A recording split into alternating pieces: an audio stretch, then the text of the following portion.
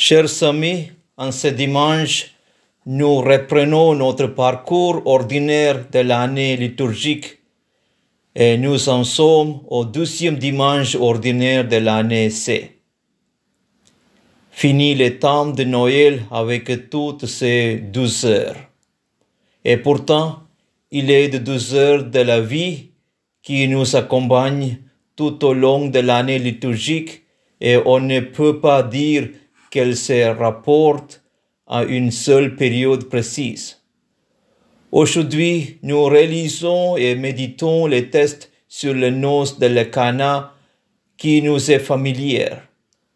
Il s'agit du miracle par lequel Jésus change l'eau en vin pour subvenir au manque de vin à la fête de noces.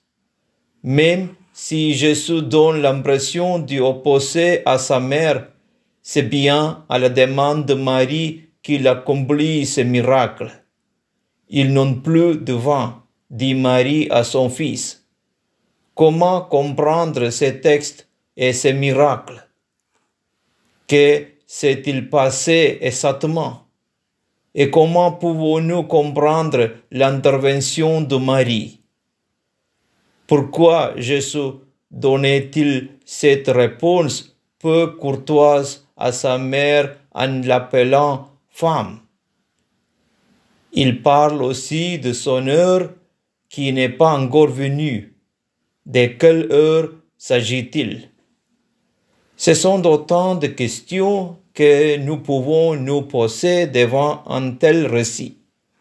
Saint Jean, qui est le seul évangéliste à rapporter ce récit du miracle de Cana, termine en disant « Tel fut le commencement de signes que Jésus accomplit ».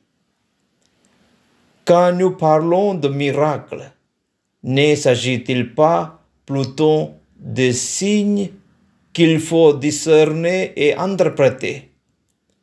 En fait, il faut découvrir quelle leçon se trouve derrière ces récits. D'abord, le miracle de Cana est dans la logique de l'incarnation. Dieu venu parmi nous pour y établir sa demeure et adopter, épouser notre condition humaine. Comme il est écrit dans le livre du prophète Isaïe, il vient déclarer à son peuple la flamme de son cœur. Il se dit l'époux et son peuple est l'épousé. On ne te dira plus délaissé, à ton pays nul ne dira désolation. Toi, tu seras appelé ma préférence. Cette terre se nommera l'épousée, car le Seigneur t'a préféré et cette terre deviendra épouse. Comme un jeune homme épouse une vierge, ton bâtisseur l'épousera. Comme le jeune mari fait la joie de son mari, tu seras la joie de ton Dieu. Le Seigneur assure ainsi son peuple de sa présence, de sa protection et de son amour indéfectible. Il ne l'abandonnera jamais. À ce peuple et à nous, Dieu donne la force de son souffle, de son esprit. Celui-ci demeure un guide qui rappelle au peuple les dons les plus divers reçus de Dieu. Il introduit aussi dans son intimité par laquelle le peuple peut l'appeler Abba, Père, en même temps qu'il l'assure dans le lieu de communion et l'unité.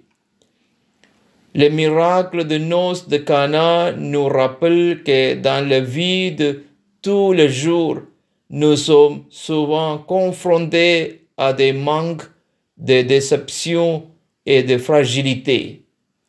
Mais Dieu, qui est toujours là, présent avec nous dans toutes nos fêtes, nos peines et nos joies, ne voudra en aucun cas nous abandonner. Nous pouvons toujours compter sur lui. Avec lui, le miracle est toujours possible. Gloire au Père et au Fils et au Saint-Esprit, comme il était au commencement, maintenant et toujours, pour les siècles des siècles. Amen.